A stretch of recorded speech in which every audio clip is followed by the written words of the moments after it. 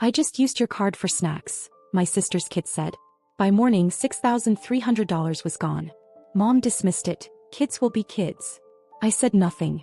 That night, I quietly froze every card tied to their accounts. At 6 a.m., my sister opened her banking app and screamed, and 10 minutes later I got a call from. I barely managed to keep my emotions in check when I saw it. $6,300. Gone. Almost all the money I had left. And spent on absolute nonsense. I didn't cry, didn't scream. I just stared at my laptop screen feeling like my chest was being crushed. That money was supposed to last me through the month. I was already stretching things thin trying to support 5 people on one paycheck. Myself, my daughter, and my sister's entire family. I scrolled through the list of charges. Louis Vuitton. Sephora. A pair of sneakers that cost more than my rent back when I was in college. High-end hair tools, niche skincare brands, and even a wellness retreat deposit that made me physically laugh. Not because it was funny, because it was absurd. My niece, 18, unemployed, had used my saved card details to go on a luxury shopping spree. She had no money of her own. He never had. And it wasn't an accident. I know that because of what she said earlier that evening. I got home a little after 8 p.m. Long day, back-to-back meetings at work. I was tired, hungry, and still had emails to answer. She was curled up on the couch in leggings and a hoodie, scrolling on her phone like she didn't have a care in the world. I asked her how her day was. She said, casually, that she used my card for some snacks and a few other things because it was saved in the Amazon account. I stopped walking. Asked her what she meant. He just shrugged. Said it like it was the most normal thing in the world. I just used your card for snacks, she said. It's not a big deal. I didn't argue. I didn't even say anything. I just went to my room and opened my laptop. The moment I saw the balance, I felt like I couldn't breathe. That card wasn't even for them. I'd been using it for emergencies. And slowly, because of them, those emergencies had become every week. Groceries, school supplies for my kid, gas for their car, the little things that added up. But this was a full-on attack on my life savings. And she said it like she borrowed a hairbrush. They had been living with me for 6 months. It was only supposed to be 2 weeks. My sister said they just needed to figure things out. Her husband had been laid off. She hadn't worked in years. Rent was too high. Their credit was trashed. I believed them. I let them move in.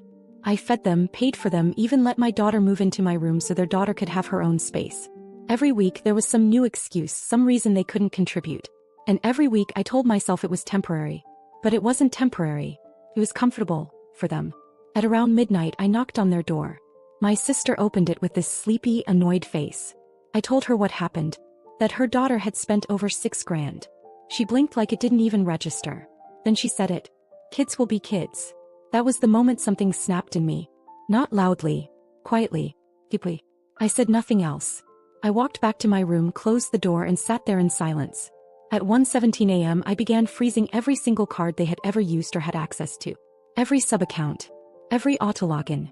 I even contacted a few retailers to reverse or cancel pending purchases. One of them had already shipped, but I knew the return window was 14 days. I had time. By 6 a.m. I was in the kitchen making coffee when I heard a scream. Not a yell. A scream. It came from the guest room. 10 minutes later my phone rang. My sister's husband. His voice was immediately aggressive. He was demanding to know why their cards weren't working, why their apps were locked, why the Uber Eats orders weren't going through. I listened to the full rant without saying a word. Then I hung up. I didn't feel sorry. I didn't feel guilty. I felt awake. Because this wasn't an accident. This wasn't a misunderstanding. This was what happens when you teach people that your boundaries are optional. They crossed the line. And they weren't going to like what came next. By the time the sun was fully up, the house had gone from quiet tension to full-blown chaos. My sister stormed through the hallway like a woman betrayed, slamming cabinets and asking loud, rhetorical questions like, how could Abigail do this to us? Her husband was outside on the porch chain vaping and on speakerphone with someone, talking about how I humiliated his family. Meanwhile, the daughter, the one who wiped my account clean, sat in the living room clutching her phone like it was a life raft, crying over the handbags and essential items that were suddenly being refunded or marked return initiated. And in the middle of all that, I was just sitting at the kitchen table, drinking my coffee like it was the only thing keeping me tethered to earth. None of them had the guts to confront me right away. My sister passed by me a few times waiting for me to speak first. I didn't. I wanted them to feel the silence. I wanted them to sit in the wreckage and think about the fact that it was them who caused it, not me. Around noon, my sister finally broke the standoff. She came into the kitchen and said we needed to have a grown-up conversation as a family. I agreed only because part of me still held on to the insane idea that maybe, just maybe, they'd realize how far they'd gone. We sat down in the living room. Me on one side, them on the other, like it was a negotiation table. My sister started with, "We feel like your reaction was a bit extreme." Then came the usual. That I embarrassed them. That I created instability. That I should have just talked to them first before cutting off access to the accounts. As if the $6,300 vanishing without a single heads up from them was perfectly reasonable. Her husband jumped in next, saying I made them feel unwelcome and helpless. He actually said I damaged the trust between us. Then my niece, the one who spent my money like she had a brand deal with Gucci, said she was under a lot of pressure, and that at her age stability was essential for her growth. She said the shopping made her feel like she was in control of something even just for a moment. I just sat there listening, wondering if they'd all collectively lost their minds. They weren't ashamed. They were angry at me. I told them calmly that I had less than $300 to my name now. That I was behind on 2 utility bills. That I'd given up nearly every comfort I had so they wouldn't have to sleep in their car. That I hadn't had a proper weekend off in over 4 months because of extra shifts. That my own daughter had to give up her room, her routines, and her peace for people who couldn't even say thank you. And now they were talking to me about stability? I said I didn't want the money back. I meant it. Not because I was forgiving them, but because I was done. Done expecting responsibility from people who lived like the world owed them something. Done making excuses for grown adults who thought kindness was a weakness. My sister started to cry. Her husband looked down. My niece didn't say anything, just got up and walked to her room. The next morning I left the house early. Got in the car and just drove. I didn't have a destination in mind. I just needed to be away. I grabbed a gas station coffee and parked in a grocery store lot, watching people go in and out like it was any normal day. I sat there for over an hour. When I came back, there was an envelope on the kitchen counter. It had my name on it, written in rushed handwriting. Inside was a note that said, "We're sorry. We'll fix it." No money. No plan. No next steps. Just 7 words on a piece of paper. That's when it really sank in. They weren't going to fix anything. Because in their heads they hadn't broken anything. And that meant I had to be the one to change everything. The envelope on the kitchen counter sat there for 2 full days before I even touched it again. I read the note once, then left it there. "We're sorry. We'll fix it." That's all it said. No explanation. No money. No plan. Just a vague promise, like that was supposed to patch over the fact that they had drained my account and still hadn't done a damn thing to make it right. They tiptoed around me for a while after that. I think they believed they were being considerate. Quiet in the mornings, dishes done, shoes off at the door. But all of it felt hollow. Like they were just waiting for my mood to pass. Like they'd ridden out storms before and this would be no different. But this time was different. I was watching them now, really watching. My niece was still waking up past 10 every day, sitting cross-legged on the couch, scrolling non-stop and shopping online with whatever money she had left from God knows where. Still no job. Still no effort. She asked me one afternoon if I'd help her rebuild her Amazon cart, because everything got refunded. I walked away before I said something I'd regret. My sister was trying harder to act productive. She mentioned sending out a few applications but couldn't remember where. Said she was looking into remote opportunities, but spent most of her time rewatching old shows on her laptop. Her husband, meanwhile, spent the majority of his time in the garage, hiding behind the excuse of job hunting, while vaping and watching YouTube videos. It was surreal. Like I was living in a simulation where nobody could see the wreckage except me. So one night after work I stayed up late at the dining table and made a plan. I printed out job listings from 3 local websites. Entry-level stuff, nothing fancy, just a way to get their feet in the door and start making money again. I sorted them by skill level, made little notes about which ones might be a good match for each of them. I even wrote down the bus routes for the ones they could get to without needing my car. The next day I called a house meeting. Told them I had something to share and asked for 15 minutes of their time. They sat down looking more annoyed than curious. I started by saying I wasn't looking to punish anyone. That I knew things had been hard and I understood the pressure they were under. But that I couldn't carry 5 people on one salary anymore. I said I'd printed out job opportunities for each of them, things they could apply for this week. That if they took action now we could move forward. Together. My sister didn't say much. He kept nodding but not really looking at me.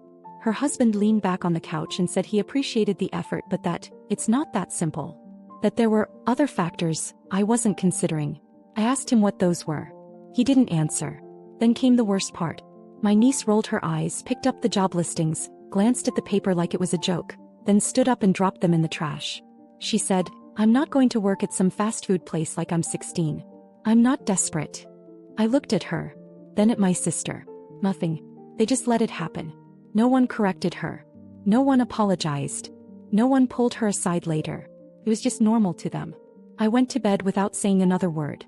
But that night, lying in the dark, I realized that the person I'd become over the last 6 months, the one who kept giving, sacrificing, stretching herself thin, she had to disappear. Because they weren't just taking money anymore. They were taking pieces of me. And I had one final move left. That night I barely slept. I was too aware of how everything in that house had turned upside down. It wasn't just money anymore. It was the disrespect. The entitlement. The way they looked at me like I was in their way for trying to help them stand on their own 2 feet. I kept thinking about my niece's words. I'm not desperate.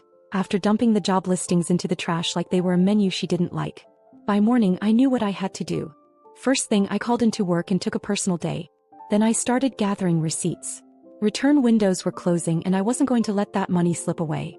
Most of the big-ticket items my niece ordered hadn't even been opened yet. Still in their boxes, sitting in the corner of her room like trophies. I didn't ask for permission.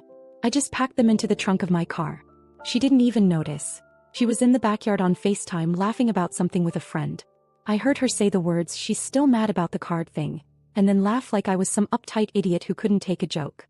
I drove straight to the high-end boutique downtown and returned the handbag first. They asked if I was the original purchaser. I said yes. No questions. Refund processed. $1,199 back to my account. Then Sephora, the Nike store, and a small online boutique with a physical location across the city. I spent 5 hours driving around, returning every last thing I could. By the end of the day, I'd recovered nearly $4,500. I came home exhausted but calmer than I'd felt in weeks. I was in the kitchen pouring a glass of water when my niece finally noticed. She came flying into the room demanding to know where her stuff was. I told her flat out I returned it, that it was never hers to begin with. She started screaming. Not just yelling, screaming. Called me a thief, called me jealous, said I was ruining her life. And then she did something I never expected. He picked up my coffee mug and threw it at the wall. The crash was so loud my daughter came running out of her room. My sister came in seconds later, asking what the hell was going on. My niece pointed at me and shouted that I'd stolen from her, that I'd violated her privacy, and that she was going to call the police. I looked her dead in the face and said, "Go ahead." That shut her up. Then, for the first time since this nightmare started, I turned to my sister and said exactly what I'd been holding back. I told her her daughter had turned into someone I didn't even recognize. That I'd tried everything. Fed them, housed them, protected them, and all I got in return was gaslighting, disrespect, and financial ruin. I said that if she wasn't willing to parent her child, then she'd both failed as a mother and as my sister.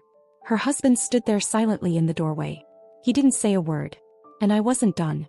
I told them they had 14 days to get out of my house. That was it. No more chances. No more warnings. They were going to figure it out on their own, just like I had for the last 10 years. I said I'd give them the resources if they needed them, but I wasn't going to carry them anymore. My sister started crying again, saying it wasn't fair, that they weren't ready. And that's when I dropped the last piece. I told them I'd called a family friend who runs a restaurant. They had 3 positions open. Fishwa. Host. Server. I told them the friend agreed to hire all 3 of them, if they showed up Monday morning. My niece laughed in disbelief. My sister looked horrified. They thought I was joking. I wasn't. None of them answered me that night. But the next morning, the husband, the same man who yelled at me a week ago, walked into the kitchen and asked what time the shift started. He didn't say thank you, but at least he was finally scared enough to move.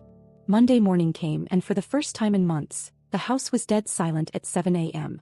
No one scrolling on their phone, no giggling FaceTime calls, no cereal bowls left out. Just quiet. Then I heard the front door close.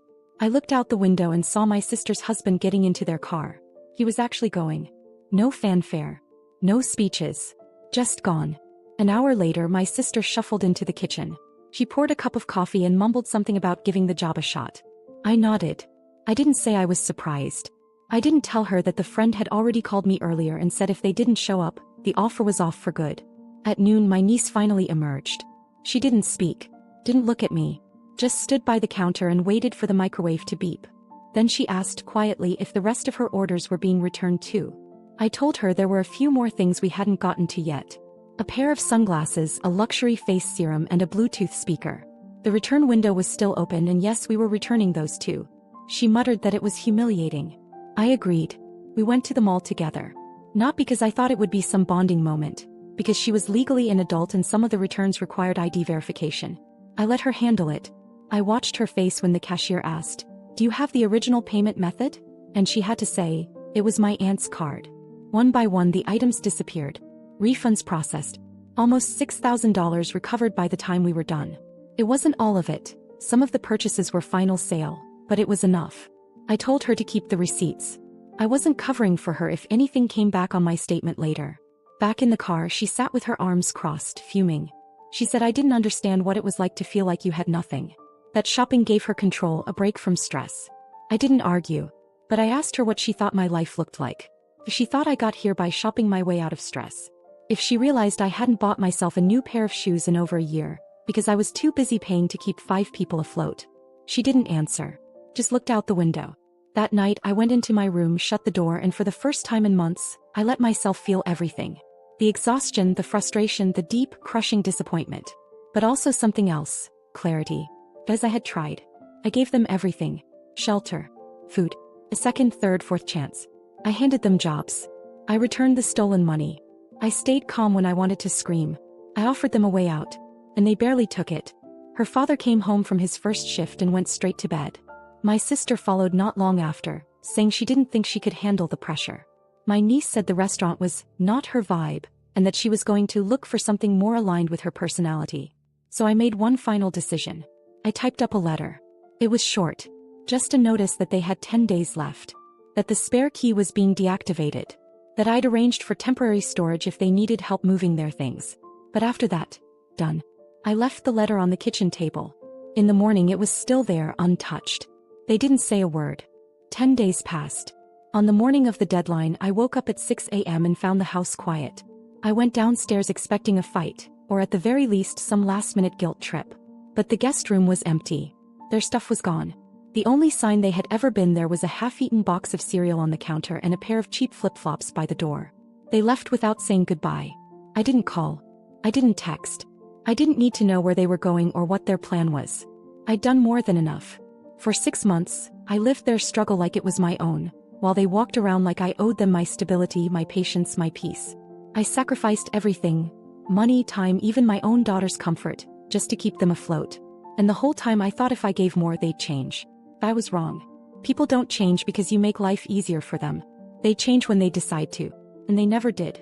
The next few days were the quietest my house had felt in half a year. I cleaned out the guest room. My daughter helped me turn it back into a music room like she used to have. She didn't say much about them leaving, just smiled when I gave her back her old space. I checked my bank account. Just over $6,100. Not everything but close. Enough to start rebuilding. Enough to breathe again. Then 5 days after they left, I got a call from my sister.